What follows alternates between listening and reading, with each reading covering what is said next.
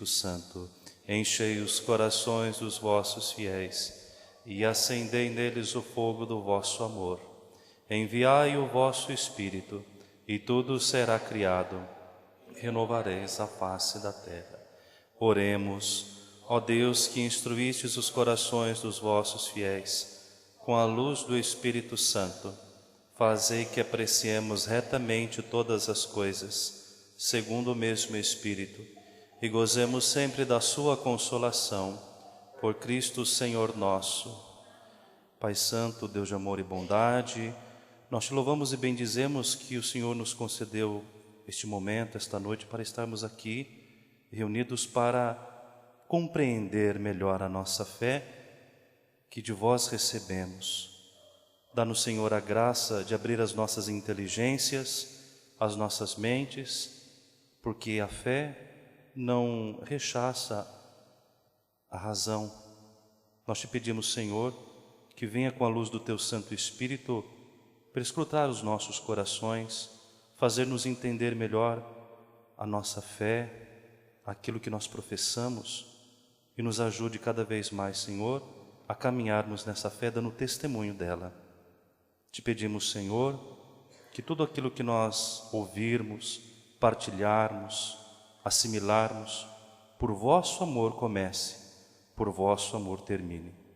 Tudo isso te pedimos, ó Pai, por meio de Jesus Cristo, teu Filho, que contigo vive e reina na unidade do Espírito Santo. Amém. Em nome do Pai, do Filho, do Espírito Santo. Amém. Podem sentar-se.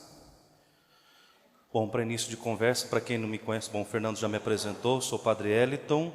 É Eliton, não é Wellington, né? É Eliton, com H. Eu sou padre diocesano, né? Já 8 anos, completei dia 3 passado, né? 3 de agosto passado, hoje é dia 6, né? Então, 8 anos e 3 dias, né? De padre. Uma graça que Deus me concedeu de chamar a esse serviço. Atualmente eu sou pároco da paróquia São Nicolau, aqui vizinha aqui do santuário, mais conhecida como Igreja Redonda, né? Mas não é redonda, como diz o Dom Antônio, nosso bispo emérito, tem que o pessoal fazer um pouco mais de estudo de geometria, porque é cilíndrica, né? Redonda é uma bola, né? A esfera, né? Então cilíndrico é, mas enfim. Mas é curioso isso, porque o ponto de referência é falar, entrega alguma coisa na Igreja São Nicolau. Aonde que é? Não sei. Fala Igreja Redonda. Ela perto do posto Modelo. Todo mundo já se conhece, já sabe já. Quero agradecer então a acolhida do Padre Mauro, ele não pôde estar aqui, hoje está tendo reunião. A acolhida e o convite feito pela Gisele, né? Para ministrar essa, vamos dizer, aula. Não vou me arrogar o direito de ser professor, porque não sou professor, não. Sou apenas colaborador daquilo que a gente recebe da própria igreja. Então, como diz Pedro, aquele paralítico à porta do templo depois de Pentecostes, ouro e prata não tem, mas o que eu tenho eu te dou, Jesus Cristo. Então vocês também têm Jesus Cristo, né? Mas a gente partilhar o conhecimento, né? Como disse na oração, a nossa razão, ela se coaduna muito bem com a nossa fé também. A gente vive num mundo em que pode parecer que a gente precisa dar razões da nossa fé. Acho que vocês já escutaram essa expressão. Para começarmos a nossa aula, na primeira carta de Pedro. Não sei se vocês têm a Bíblia. Eu gostaria de iniciar a nossa reflexão sobre o magistério, a Escritura, mas a gente vai retomar alguns outros pontos para contextualizar esta nossa aula. 1 Pedro, capítulo 3, versículo 15.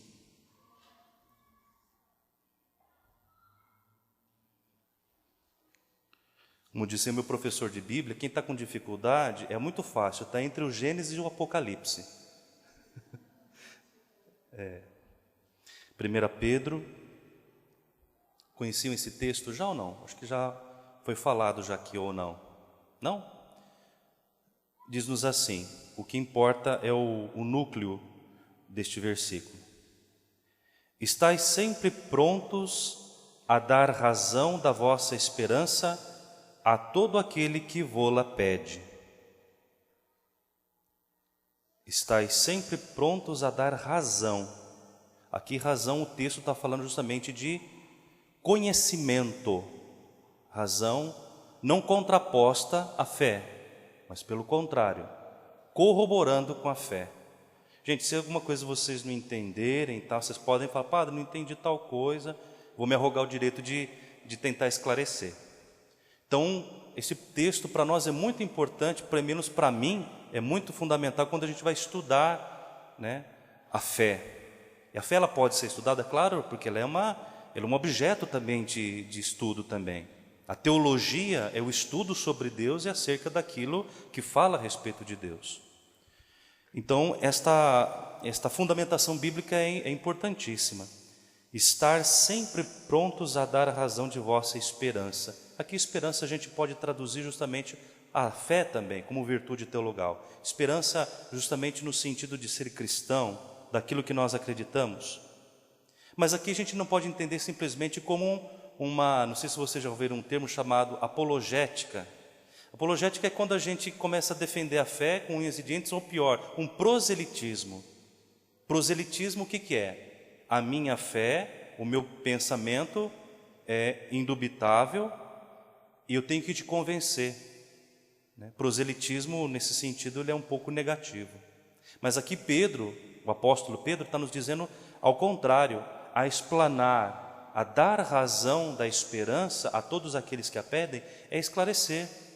E é muito importante que este momento que vocês estão vivenciando, esta escola de perseverança, gostei muito do termo perseverança, porque é justamente uma virtude. Não é fácil deixar os afazeres, as atividades outras que tem, para justamente se dedicar a estudar a fé. Isso é fundamental também. Como dizia, a fé também é um objeto de estudo, mas não no sentido de manipulá-la, mas de percebê-la como ela é.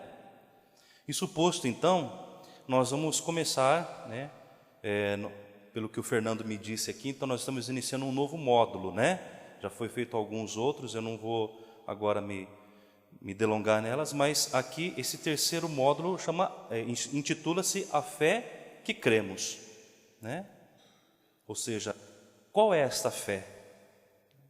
Qual é esta fé? Fé católica, cristã católica.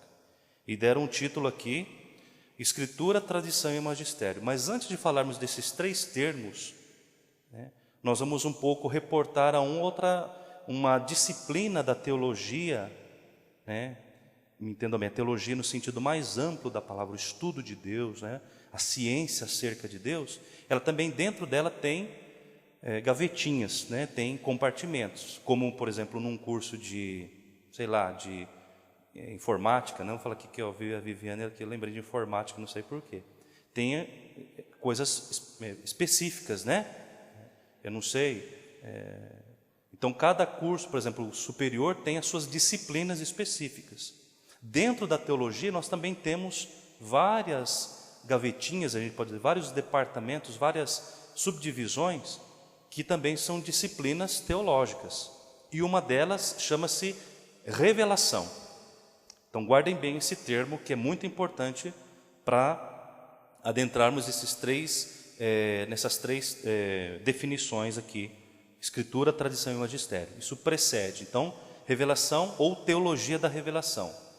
Eu estava conversando com alguns aqui, dizendo que estão curiosos, inscreveram-se para fazer o curso de teologia, Então, uma das disciplinas que provavelmente vocês vão estudar com certeza vai ser Teologia da Revelação, E gostaria que vocês participassem comigo, me ajudassem, nos ajudassem os colegas, a gente definir. Eu gosto muito de pegar definições das palavras.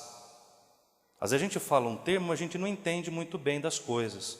Então eu gosto muito de ser meio que médico, meio que fazer uma dissecação de palavras. Eu gosto muito da etimologia. Etimologia, origem das palavras, Então a palavra revelação. Quando você escuta a palavra revelação, qual a primeira palavra que vem correlata, sinônima a esta? Ou um conceito? Alguém arrisca dizer? Aparecer. Muito bem. O que mais? Eu escutei um zum, zum, zum, mas eu tenho descobrir. que mais? Mostrar. Mais alguma que vem?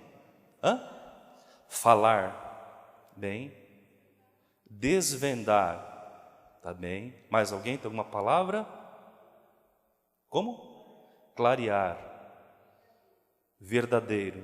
Sim, o importante é a gente fazer esse brainstorming, né? Tempestade de ideias, né? Que a gente fala. Revelação. Você vê quantos sinônimos, quantas palavras correlatas tem em torno da palavra revelação. Eu não estou dizendo que está certo ou está errado, mas isso tem ligado justamente à primeira sonoridade da palavra que vem à nossa mente. Isso é importante a gente ver isso. Mas no nosso estudo, a palavra revelar vem do latim revelare, né, que significa descobrir, desnudar, mostrar, aparecer, manifestar. Essa última, hoje nós celebramos na liturgia da igreja que festa que a gente celebra hoje, 6 de agosto? A transfiguração. Jesus que sobe ao Monte Tabor e se manifesta. A gente pode dizer que é uma revelação também de Deus. Então a palavra revelação, ela tem o sentido de desnudar, descobrir, desvelar. Na origem bem própria da palavra, significa tirar o véu, né? O véu, tirar o véu. E aqui uma definição que eu gosto muito de procurar nos dicionários. Eu sou meio rato de biblioteca, então gosto muito de... Então fui pesquisar no dicionário OAS. Tem gente que fala ROAS, mas é OAS com H, né? Aqui o professor tem mania de escrever, não tem lousa, mas tudo bem, vocês vão... Então é OAS. Dicionário da língua portuguesa diz assim, ele dá uma definição muito precisa o que é acerca da teologia e revelação. Fazer conhecer por inspiração sobrenatural. Isso é um termo muito próprio para nós entendermos o que nós estamos estudando hoje. Fazer conhecer por inspiração sobrenatural, falando especialmente de Deus. Verdade que Deus revelou aos homens. Então vejam, segundo o conceito que o dicionário dá e também a teologia, não é alguém que pega um pano e desvelei. Não. É Deus que se deixa mostrar, né? É como diz o nosso irmão nordestino, que se amostra, né? Se amostra. Deus se revela. Então, aqui é um primeiro conceito importante que na teologia nós estudamos. Eu tentei pescar e pesquisar e não consigo lembrar o autor, mas um princípio da teologia católica cristã católica a fé cristã não é um esforço do ser humano para chegar até Deus. Eu vou na missa, eu rezo. Muito bem, isso é uma resposta. Depois a gente vai ver lá na frente. A resposta que é a fé. Mas o princípio teológico da revelação e da fé cristã não é a gente que se lança para chegar até Deus. É Deus que desce e vem ao nosso encontro. Isso é revelação. É Deus que desce, Deus que se revela, Deus que se mostra como Ele é, né? Então, importante esses termos. Depois, eu fiz um esqueminha aqui, depois eu vou deixar com o Fernando, é um esboço bem simplesinho.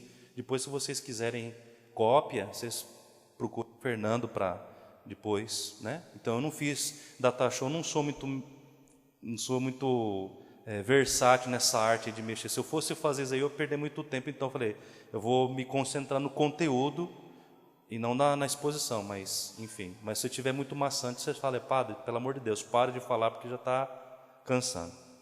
Mas eu acho que às vezes os recursos pedagógicos eles são bons, claro, mas eu não tenho muita... O meu negócio é que nem o falar mesmo, né? O padre gosta de falar, então quando começa a espumar o canto da boca, é porque já está, né? É para falar mesmo, né? Que nem o cachorrinho do Pavlov, né? Que tocava a sinetinha lá e comia, então ele começa a salivar, né? Bom, outro texto bíblico muito importante para entendermos, né, aprofundarmos o termo revelação. Não está dito explicitamente, né? Muitas coisas na Sagrada Escritura, gente, nós temos que entender na teologia que elas não estão explícitas, mas está implícito. Uma delas, então, é sobre a revelação. E um dos textos fundamentais da teologia da revelação é Hebreus 1, de 1 a 4. Se vocês quiserem pegar na Bíblia ou anotar, Hebreus, capítulo 1, versículo... O que nos interessa é de 1 ao 2, mas o capítulo até o versículo 4 dá um entendimento mais abrangente.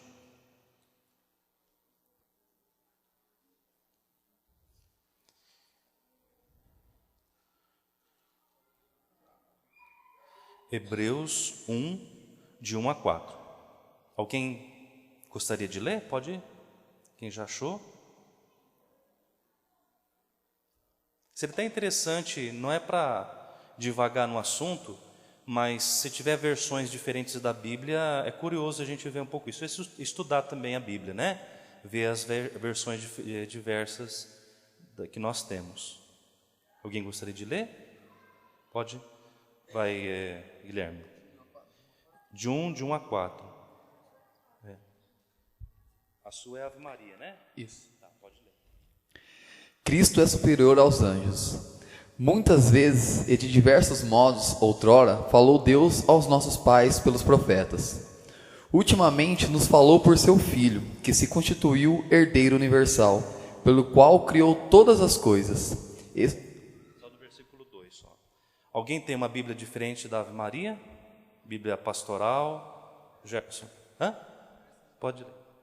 Tudo? Um ou dois. Muitas vezes e de muitos modos, Deus falou outrora aos nossos pais pelos profetas. Nestes dias, que são os últimos, falou-nos por meio do Filho, a quem constituiu herdeiro de todas as coisas e pelo qual também criou o universo. Alguém tem uma Bíblia diferente? Nos tempos antigos, muitas vezes e de muitos modos, Deus falou aos antepassados por meio dos profetas. No período final em que estamos, falou a nós por meio do Filho. Deus o constituiu herdeiro de todas as coisas e por meio dele também criou os mundos.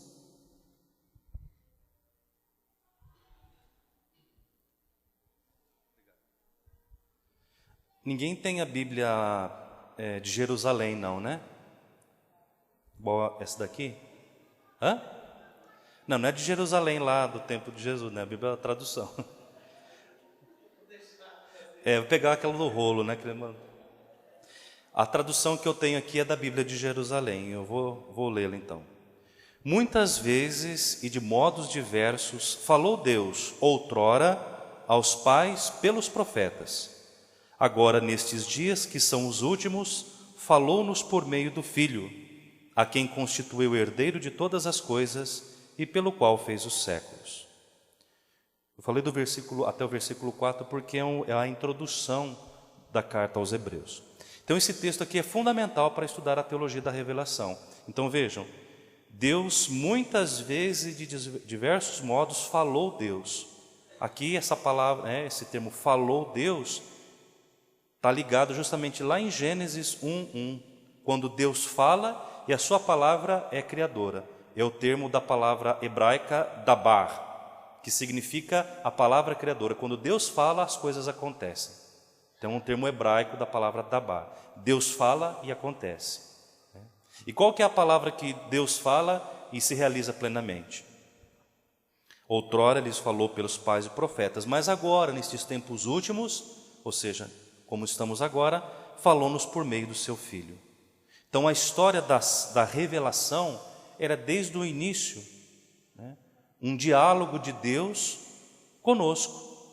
Se a gente pegar toda a Sagrada Escritura e olhar nessa perspectiva dialogal, é Deus que começa um diálogo, é Deus que se propõe a dialogar conosco e se revelar a nós, Então é muito importante esse termo. Deus se revela através da sua palavra a nós. E aí então nós podemos então ter um pouco um esboço daquilo que é esta revelação. Ora, se Deus se revela a nós, se Ele se deixa revelar, de que modo dá isso? Então nós temos uma outra definição muito importante, que a Igreja Católica, nós, herdamos, né, que é justamente a Sagrada Escritura, que nós temos essa certeza, né? Deus nos fala através da palavra, né? Deus nos fala através da sua palavra escrita, mas não somente escrita. A palavra de Deus não é um livro. O Papa Bento XVI, eu não me lembro, recordo exatamente, não sei se é a Verbum Domini que ele escreveu ou no documento de Aparecida, mas nós não somos uma religião do livro como o Islã, né? Mas nós somos uma religião de uma pessoa que se revela através de uma palavra. Quando lá se diz, no princípio era o verbo, e o verbo era Deus, e o verbo estava em Deus. Esse verbo é Jesus Cristo. Então nós não somos uma religião do livro, apesar de que a gente utiliza o livro da Sagrada Escritura, sim, mas não é somente um livro, mas é muito mais do que um livro. A palavra de Deus, quando a gente fala palavra de Deus, não está restrita simplesmente na escrita, mas além disso, o que nós vamos ver? A Escritura, a tradição e o magistério. É que nós vamos adentrar agora. Para entendermos um pouco mais sobre isso, gente, eu estou, como diz um conhecido meu, estou me fazendo entender? Está muito rápido? Está tudo ok? Então, se tiver alguém cochilando aí, cutuca o irmão do lado aí para não dormir, tá? Um evento muito importante que aconteceu na Igreja Católica, que ajudou a gente a compreender melhor essa dimensão da revelação de Deus como aquele que se dá a nós, que se revela a nós, foi o Concílio Ecumênico Vaticano II. Já ouviram falar, né, do Concílio Vaticano II, né, que foi um grande marco na Igreja Católica, que, né, aconteceu de 1962 a 1965. Então, esse ano nós estamos celebrando 50 anos da conclusão do Concílio Vaticano II. E um dos frutos desejados, né, almejados pelo concílio é isso, esse encontro que nós estamos vivenciando, de conhecer mais a nossa fé, né, de aprofundar a nossa fé. E lá dentro, no concílio, foi uma reunião dos bispos, juntamente com o Papa, um concílio ecumênico. Quando o Papa convoca um concílio, todos os bispos devem estar reunidos, ou pelo menos aqueles que podem se fazer presentes. Alguns estão doentes, não, mas é um concílio. Por quê? O concílio tem força de fé, de definição de fé. A cabeça do colégio episcopal, que é o Papa, sucessor do apóstolo Pedro. Da mesma forma como a cabeça do colégio apostólico é Pedro, e os apóstolos, né, analogamente, a cabeça do colégio episcopal, do colégio dos bispos, é o sucessor de Pedro, é o Papa, e o colégio episcopal, os bispos em comunhão, em conjunto. Então, foi convocado esse concílio, né, para discutir grandes questões, para a igreja abrir as portas, deixar-se arejar e deixar-se também conhecer pelo mundo, né? Uma das grandes revoluções que vocês bem conhecem, duas que a gente pode ter, é isso: a Bíblia que nós temos na mão, né? Temos acesso à palavra de Deus, né, abertamente, e na renovação da liturgia, né? Antigamente a liturgia era todos os ritos da missa, as celebrações, né, os sacramentos eram em língua latina, em latim, e de costas para o povo, né? Então o jeito de celebrar era totalmente diferente. Então foi uma grande discussão, tanto é que foi o documento mais complicado para discutir e votar entre os bispos no concílio, dos padres conciliares, foi o documento chamado Sacrosanctum Concilium, que foi que definiu as bases da renovação da liturgia, né? E daí que surgiu um cisma dentro da igreja, né? Não chegou a ser uma apostasia, mas um cisma. O que é um cisma? É uma ruptura de um grupo de bispos, chefiados por Marcel Lefebvre, que era um bispo suíço, se eu não me engano, ou francês, não me lembro. E ele fundou a chamada Fraternidade de São Pio X. Então ele não aceitou o Vaticano II, o concílio. Então ele rompeu, e o Papa, inclusive São João Paulo II, Paulo VI, né, tentou várias vezes dialogar, ele não teve diálogo. Aí a última resolução foi que aconteceu formalmente uma excomunhão. O Papa, até então São João Paulo II, teve que excomungá-lo porque não tinha mais, ele estava, né, divergindo da doutrina sã, né, da igreja. Pois bem, o concílio então foi compilado documentos. Existe quase uma Bíblia, né? Não sei se vocês já viram, chama o compêndio. Compêndio significa coletânea de textos das definições do Concílio Vaticano II. Vocês podem pesquisar isso, né? Eu não trouxe o meu, mas existe o compêndio. Aqui o Edson, Adilson tem aqui. Só mostrar aqui. Esse documento aqui, então, muito importante. O compêndio, olha só, quase uma Bíblia, né? Grosso.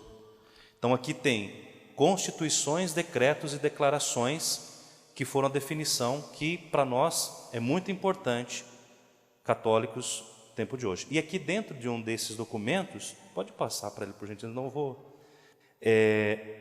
existe uma que fala sobre a revelação divina, que chama-se Dei Verbum. Os documentos, está lá, pode passar atrás isso. Os documentos da igreja, vocês podem ver que sempre estão algumas definições em latim. Eu não sou uma assumidade em latim, eu sei alguns termos, né?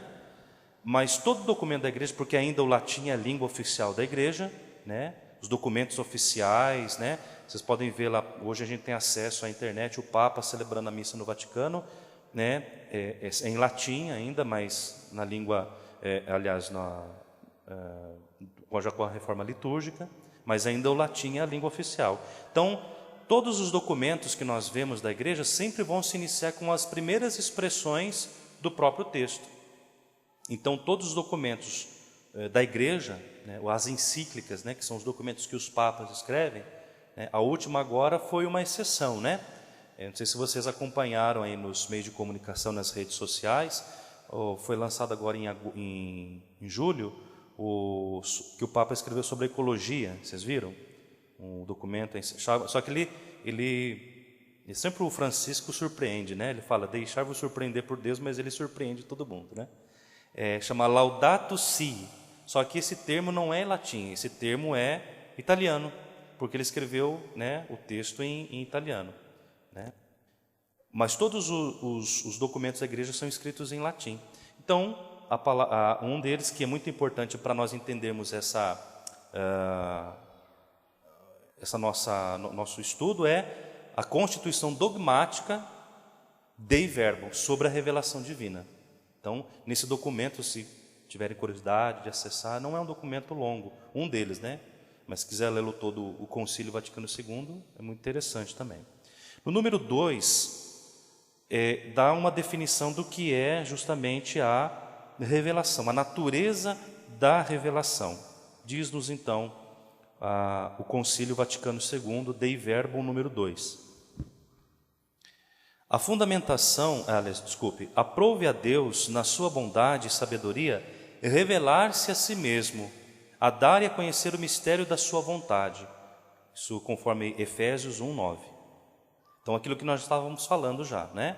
Deus se revela, não que Ele é revelado, mas Ele se dá a revelar. Segundo o qual os homens, por meio de Cristo, Verbo encarnado, têm acesso ao Pai no Espírito. Então, por meio de Jesus Cristo, a revelação, nós temos acesso ao Pai no Espírito e se tornam participantes da natureza divina. Em virtude desta revelação, Deus invisível, na riqueza do seu amor, fala aos homens como amigos. Lembram lá de João 15, já não vos chamo servos, mas amigos, porque vos dei a conhecer tudo aquilo que o meu Pai revelou. Então, Jesus se revela a nós como amigo e convive com eles, para convidar e admitir a comunhão com Ele. A finalidade da revelação é isso. Deus nos cria para estarmos em comunhão com Ele. É a grande finalidade da nossa vida, estarmos em comunhão com Ele. Aqui um termo muito preciso também, que a gente tem que entender, tanto no Catecismo da Igreja Católica também, nos documentos da Igreja, um termo que se chama economia da salvação. E me entendam bem, economia que não é de poupar, de você rezar terço e participar de missa como se fosse um crédito para você chegar no céu. Não tem nada a ver. Vocês já escutaram esse termo, economia da salvação. Economia significa o conjunto de todas as verdades reveladas, que é a salvação. Então, especificamente aqui, economia da salvação é isso. É a história da salvação. Desde né, dos primórdios, desde a criação, os patriarcas, os reis, os profetas, né, os juízes, né, até chegar em Jesus Cristo. Então, economia da salvação, os apóstolos, até chegar a nós. Né.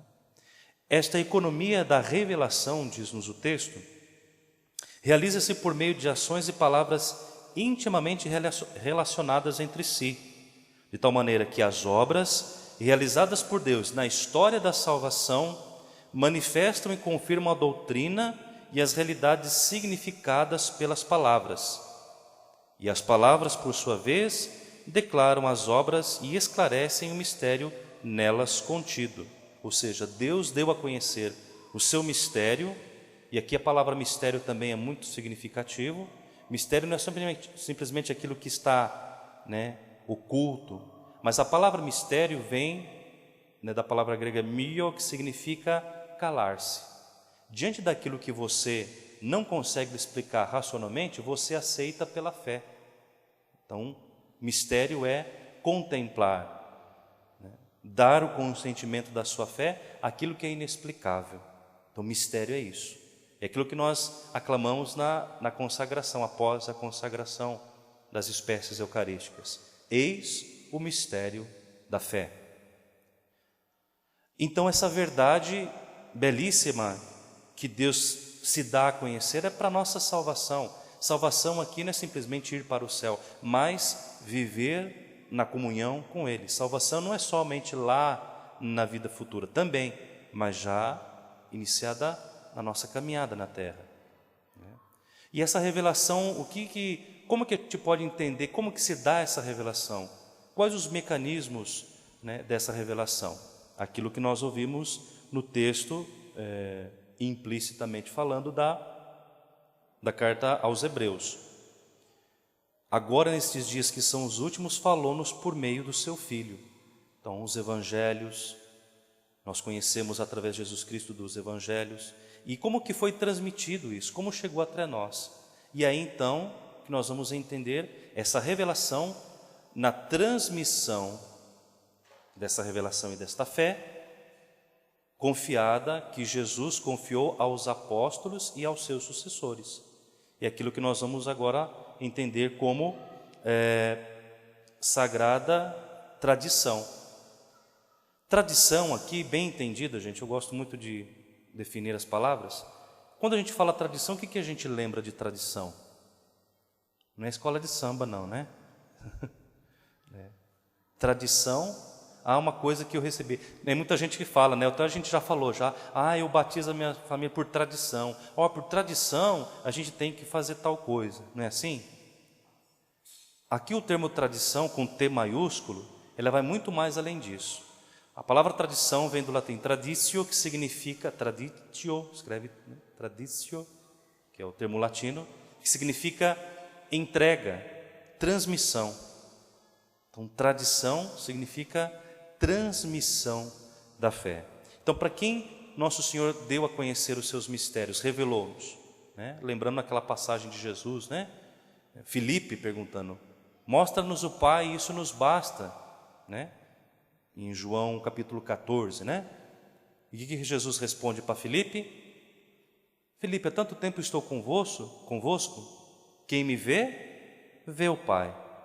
Então, Jesus se deu a revelar, então Ele transmite, e a igreja então como detentora, como aquela que tem o depósito da fé, outro termo muito importante, que a gente vai ver nos documentos, na tradição da igreja, fidei depositum, latino, fidei depósito, o depósito da fé. Mas aqui não é depósito simplesmente de depositar, né?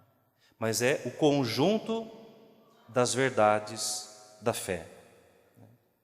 Então nós recebemos isso da tradição, lembrando, revelação, se manifesta o plano de amor de Deus e plenamente em Jesus Cristo, né?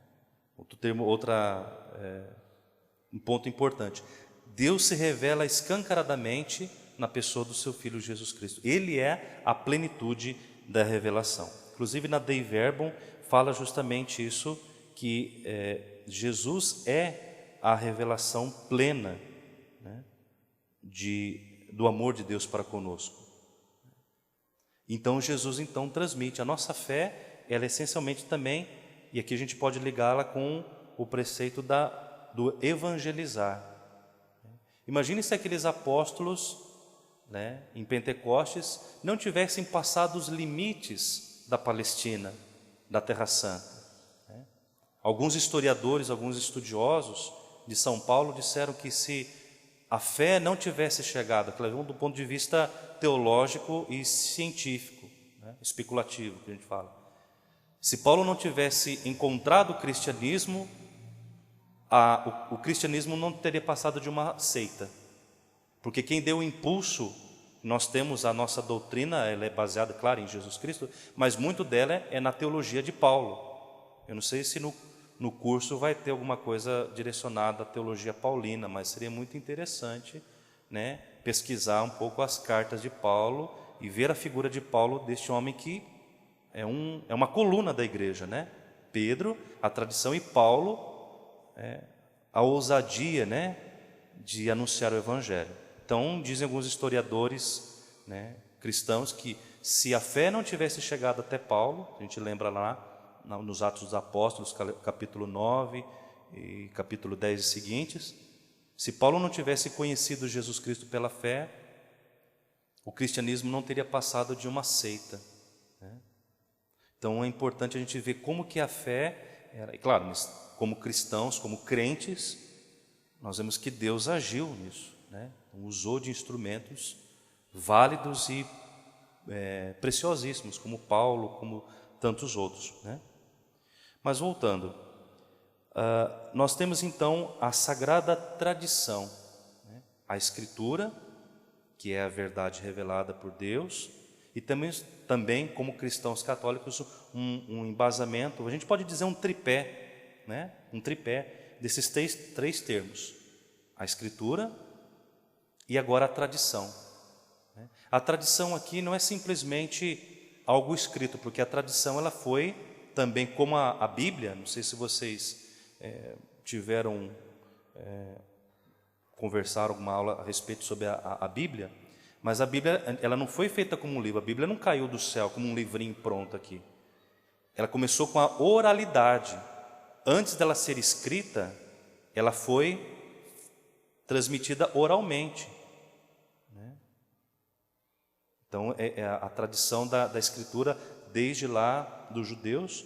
Um texto muito interessante da gente perceber isso é Deuteronômio capítulo 4, se eu não me engano. Deixa eu ver se a gente acha aqui. Deuteronômio 6. Aqui explicita-se bem essa oralidade da Sagrada Escritura. Deuteronômio 6, de 4 a 9. É um termo que aqui a gente chama de profissão de fé do judeu.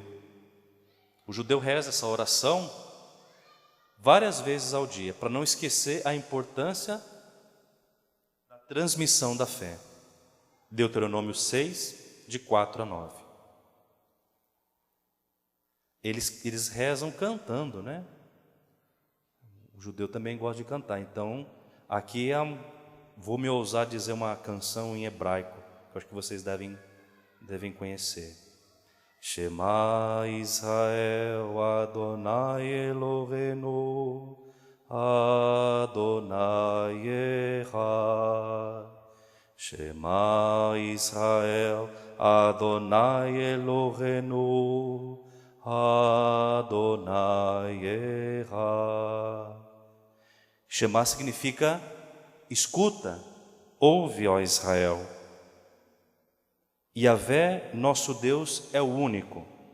Portanto, amarás a Yahvé teu Deus com todo o teu coração, com toda a tua alma e com toda a tua força. Olha aqui a palavra. Que estas palavras que hoje te ordeno estejam em teu coração. Tu a inculcarás aos teus filhos. O que é? A gente fala inculcado, né? Mas é inculcar, quer dizer, transmitir com uma verdade absoluta. Inculcar quer dizer colocar na cabeça da pessoa. Aos teus filhos. E delas falarás sentado em tua casa e andando em teu caminho, deitado e de pé. Tu as atarás também à tua mão como um sinal e serão como um frontal entre os teus olhos. Tu as escreverás nos umbrais de tua casa e nas tuas portas. Na casa do judeu e na vida do judeu é muito forte essa oração. Eles rezam esse texto diariamente. E eles têm, no batente da porta, eles têm como se fosse um pequeno pergaminho, esse texto fixado no umbral da porta, no batente da porta. Então, quando eles entram na casa, eles beijam esse texto, tocam e beijam, saudando justamente a palavra. Existe também uma vestimenta que os homens usam, que os rabinos usam, que chama-se filactério. É uma tira de couro comprida que está escrito em hebraico, todo esse texto que a gente leu, escrito em hebraico, e eles falam, tu as atarás nas mãos. Então, na hora do momento da oração, eles pegam essa tira de couro, amarram no braço, enrolam aqui até chegar no peito, e ela vem aí depois eles também colocam numa caixinha de madeira que eles colocam amarrada aqui na testa também. Então, para fazer jus, né, eles são fiéis a isso. Eles dizem, você a escreverá nas tuas mãos, no teu coração e na tua mente. Então, eles seguem até hoje esse preceito, né? Então, é a tradição da oralidade, né? Então, foi passado de pai para filho, de geração. Isso é muito forte. Então, a gente entender a Sagrada Escritura, por isso que é bom que a gente tenha um conhecimento mais aprofundado da Sagrada Escritura, né? Fazer cursos bíblicos, porque o texto bíblico, ele é um gênero literário de diversas formas. Aí tem, quem é professor de português vai me entender, mas tem vários gêneros literários. A gente não pode entender a Sagrada Escritura como um texto de crônica que a gente tem hoje. Eu não sei se você já escutaram uma comparação bem assim, bobinha, mas acho que ajuda a gente a entender. Quando a gente escreve um texto hoje, e daqui a uns 200 anos, vamos imaginar que alguém vai encontrar um texto, né? Escreve, o Guilherme entrou pelo... Vou usar o Guilherme porque eu já conheço ele, né? O Guilherme entrou pelo cano. Aí esse texto fica lá guardado, daqui, hoje é 2015, daqui 2215, vão fazer as escavações lá, né? Na casa do Guilherme lá, não é? Para saber como é que vivia o povo de Assis, né? E aí eles vão pegar o texto e vão ver, nossa, olha só, o pessoal de Assis, no século 21, né? Eles viviam no esgoto. Está correta essa interpretação? Não. O que significa entrar pelo cano para nós hoje? Se dá mal numa coisa, não deu bem, mas é uma expressão bem peculiar. Da mesma forma, comparando e jogando isso na Sagrada Escritura, né? A gente também não pode tirar o contexto, porque a gente faz um anacronismo histórico e literal. A gente tem que, vamos pensar que a gente tem que pensar como um judeu do século, né, 1 antes de Cristo. Por isso que é importante o estudo da Sagrada Escritura no contexto dela, porque se a gente tira o texto do contexto, a gente vira um fanático, um fundamentalista, né? Eu não sei se vocês se lembram. De um tempo atrás passou uma reportagem na Fantástico, né? Que tinha uma igreja protestante nos Estados Unidos, que tinha um pastor que pegava cobras e serpentes e ficava dançando lá como se fosse no meio de um transe lá. E não, porque pegou aquele texto de Marcos que dizia assim, vocês pisarão em cobras e escorpiões e o seu veneno não lhes fará mal nenhum. Ele pegou o texto fora do contexto, picou e falou, não, Jesus vai me salvar. Me salvou mesmo, ele morreu. Agora, não sei se ele foi para o céu, já não sei. Deve ter ido para o céu da boca da onça, da serpente. Então não se tratou, quer dizer, isso é desculpa falar, gente, é uma imbecilidade, uma estupidez humana e bíblica ao mesmo tempo. O texto não está dizendo isso, né? Então a gente tem que tomar cuidado com essa interpretação, a gente diz ao pé da letra, né? É como o pessoal diz lá, fala assim, a pessoa está desesperada, né? Faz da Bíblia quase que um livro de horóscopo. O que Deus vai me dizer? Abre, né? Aí o pessoal chega lá, e Judas foi enforcar-se. Ai, meu Deus do céu, pelo amor de Deus, não foi isso. Deus errou, né? Aí depois ele abre de novo, não, Deus vai acertar agora. Aí abre naquela parte e fala, vai e faça você o mesmo. Então a gente tem que tomar cuidado para ver essa interpretação um pouco meio que ao pé da meio tarô bíblico, né? Tem que tomar cuidado com isso. Bom, voltando então à questão da tradição, então a sagrada tradição também no início, ela não foi simplesmente transmitida por escrito, mas ela foi também oral, como o próprio Evangelho também. Não tinha lá um apóstolo lá com uma tabuinha lá escrito, peraí Jesus, eu não peguei aqui não. Como é que o senhor falou mesmo? Não, tá. Mas repete isso aqui, não entendi direito. Não, os textos bíblicos foram escritos há muito tempo depois. O primeiro evangelho, sabe qual que foi, curiosidade bíblica, qual foi o primeiro texto do Novo Testamento que foi escrito? 1 Tessalonicenses. Qual o primeiro relato da instituição da Eucaristia? Não é nos evangelhos. 1 Coríntios 12. É o relato da Eucaristia mais antigo. Os outros evangelhos, os escritos foram depois, né? Então a tradição oral é muito forte. Para nós, hoje no século XXI, não. A gente tem a tradição whatsappial, né? No WhatsApp, né? É transmitido, mas a oralidade era muito forte e guardavam isso. Então a tradição é justamente um outro ponto do tripé da nós, para sermos católicos, né? Nós levamos em consideração a Sagrada Escritura. Aqui não dá para a gente adentrar na profundidade da Escritura, mas ela é verdade revelada, palavra de Deus, mas também palavra de Deus, a tradição. Então existe uma correlação íntima entre a Sagrada Escritura e a sagrada tradição, né? Que nós podemos encontrar também estes termos no Catecismo da Igreja Católica. Acho que é importante que todo católico tenha o Catecismo da Igreja Católica como um livro de cabeceira, né? Porque aqui nós encontramos tanto a tradição, a sagrada tradição, e também o magistério. Nós vamos entrar daqui a pouco também e explicar. O que é o magistério? Aqueles que foram constituídos como pastores, sucessores dos apóstolos, validamente ordenados, têm a autoridade de interpretar e de ensinar. Magistério vem de magister. Magister significa aquele que ensina, docente, professor, né? Então, quem é o magistério?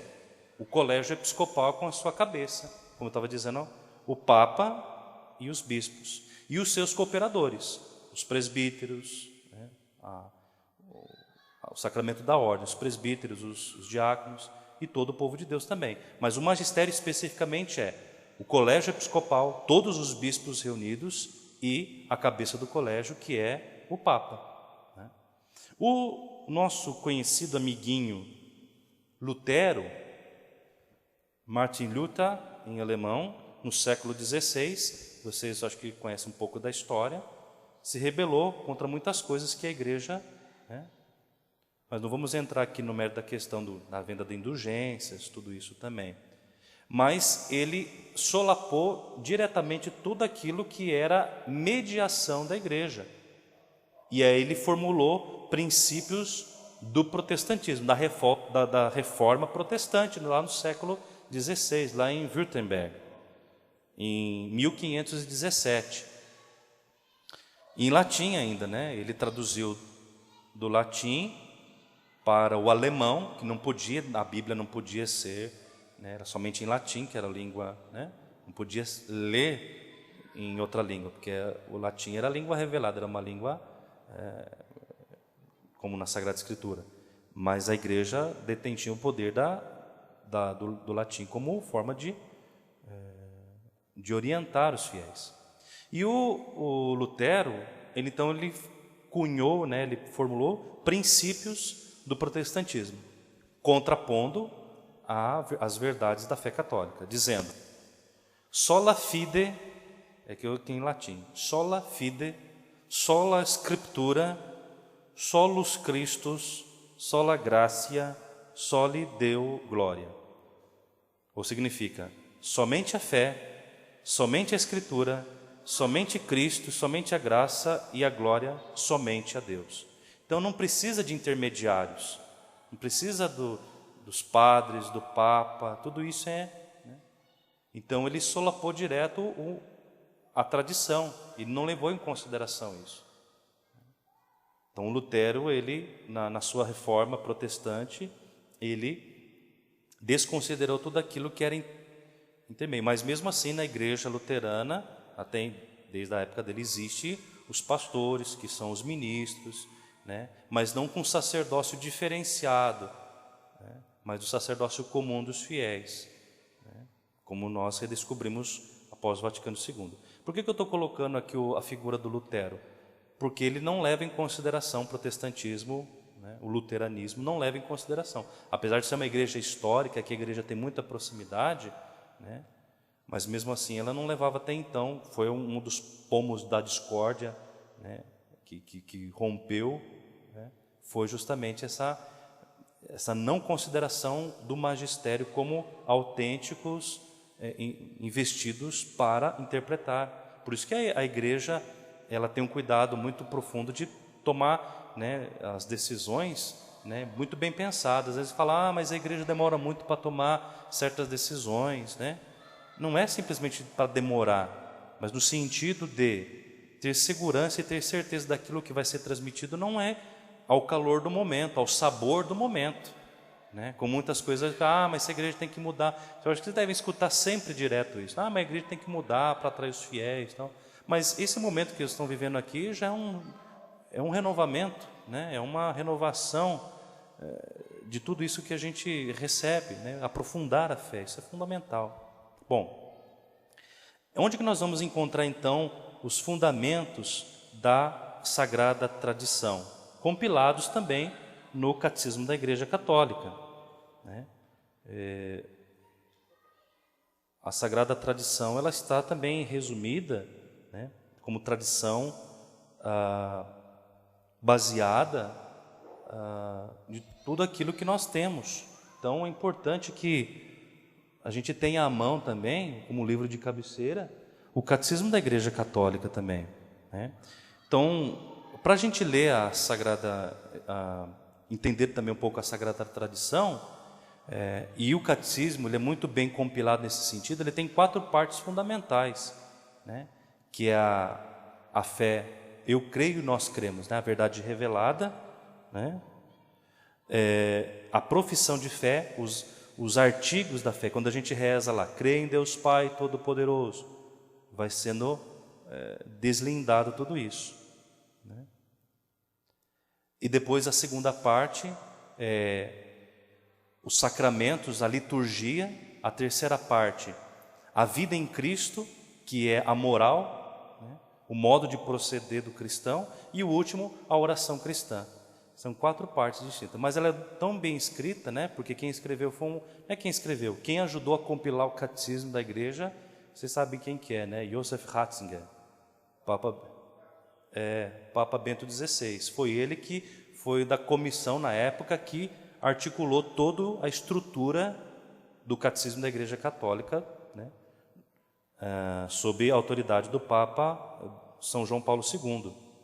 Então, no Catecismo da Igreja Católica, quem tem o catecismo, né, anotar os números assim que são fundamentais para entendermos também essa dimensão da tradição, a revelação de Deus. Lá no número 51, né, até o número 67. Depois do número 74 até o número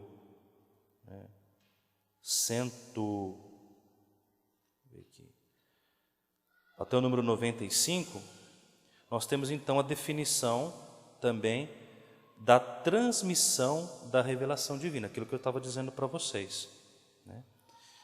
A tradição foi transmitida oralmente e por escrito. Depois continua sendo pela sucessão apostólica, né? A transmissão viva realizada no Espírito Santo é chamada de tradição enquanto distinta da Sagrada Escritura, embora intimamente ligada a ela. Tem essa ligação profunda, né? E também tem um grupo de pessoas na história da igreja que foi fundamental também para consolidar a tradição da igreja, a transmissão da fé, que é o período que a gente chama de patrística, não é patrícia não, viu?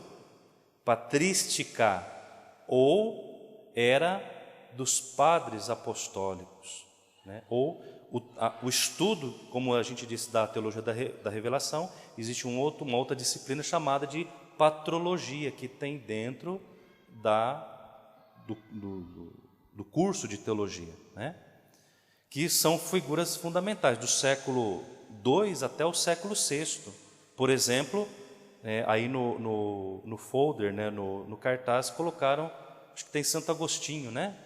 Santo Agostinho é um dos chamados santos padres. E quando fala santos padres aqui, gente, entendamos bem, não é os papas, não são os papas, são estes homens, né, que foram também na sua época, com a filosofia grega, com as heresias que foram surgindo no meio da igreja, porque não se tinha ainda definido, somente no ano 325, com um grande concílio chamado Concílio de Nicéia, convocado pelo Constantino, né, convocou todos os bispos para definirem, foi no Concílio de Nicéia, isso é tradição, sagrada tradição, que foi definido a data da Páscoa e os cânones da Sagrada Escritura, né?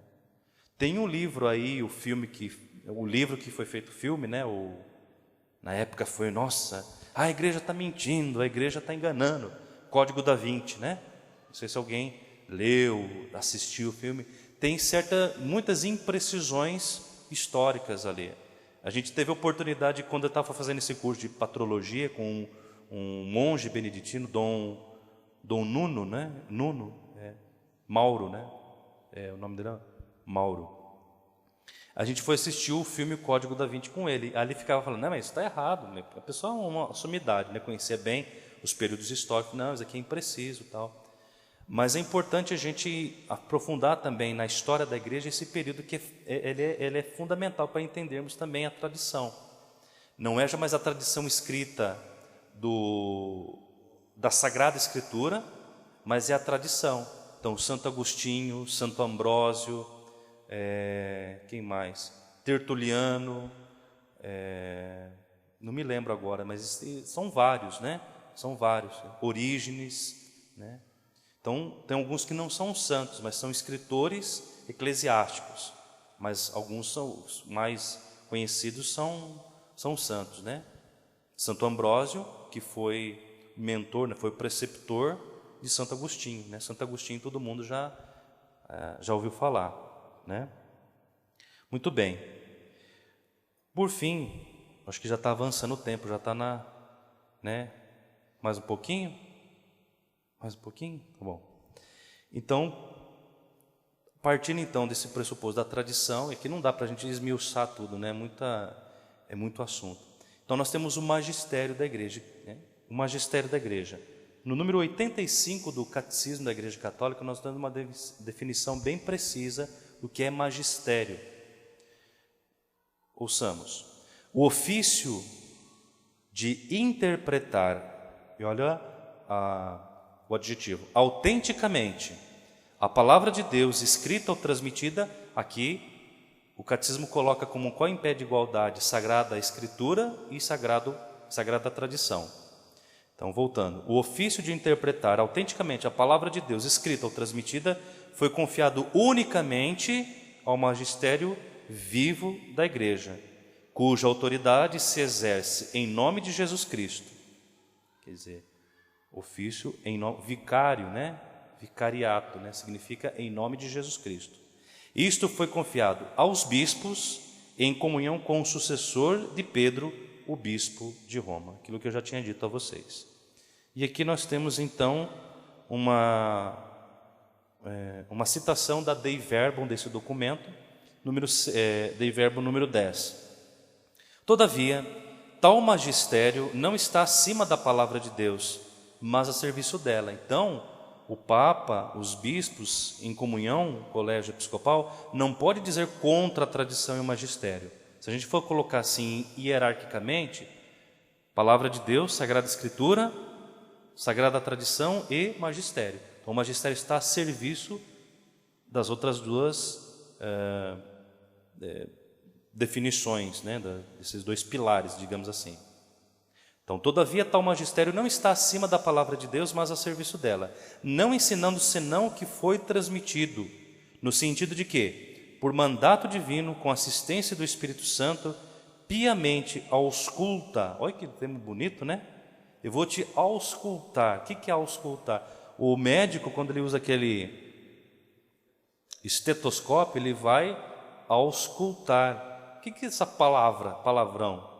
Escutar com muita atenção e acuidade. Auscultar é isso, não é só simplesmente ouvir, escutar, é atentamente. Então, o magistério piamente, quer dizer, com piedade, escuta aquela palavra com todo cuidado, santamente aguarda no sentido não de guardar, mas de observá-la, né? E fielmente a expõe, né? Catequese, ensinamento, evangelização. Está começando a falhar já. O microfone está dizendo, padre, para de falar. Bom, então o magistério santamente aguarda e fielmente a expõe. E deste único depósito de fé tira o que nos propõe para ser crido, né, para ser acreditado como divinamente revelado. Então, essa é a função, né, primordial do magistério: escutar atentamente a palavra de Deus, segundo a tradição, e revelá-la, tão somente aquilo que é revelado. Então a igreja não tem nada que esconder, né? Tem muita gente que fala, mas no Vaticano lá tem uns documentos que falam não sei o que lá.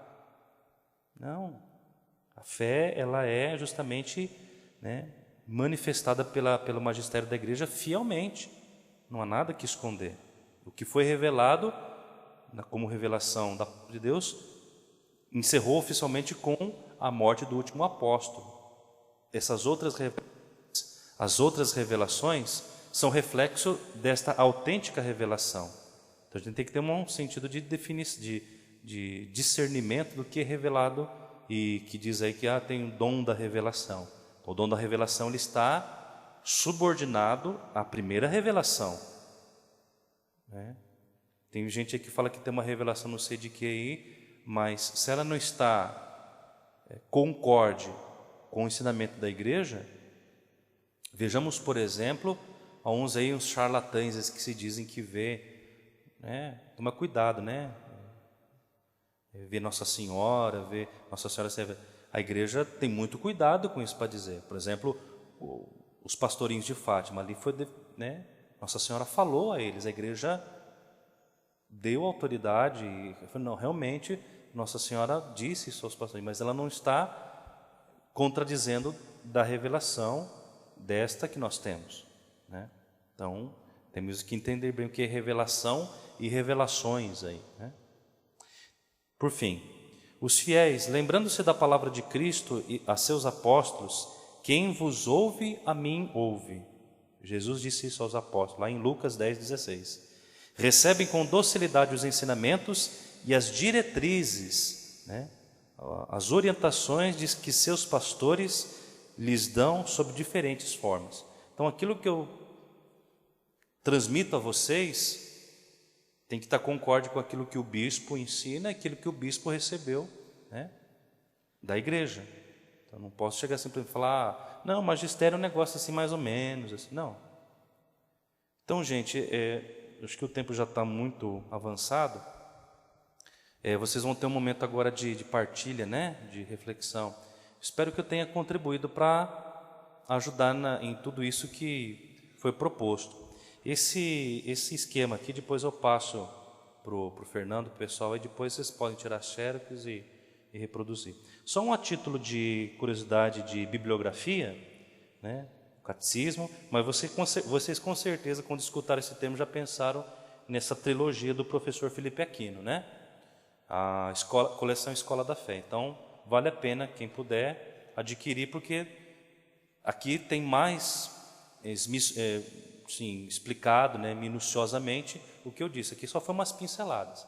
Então, o primeiro volume, a Sagrada Tradição, o segundo volume, a Sagrada Escritura, e a terceira volume, o Sagrado Magistério. Aqui vocês podem ler, debruçar-se, deleitar-se, que é autorizado pela Igreja.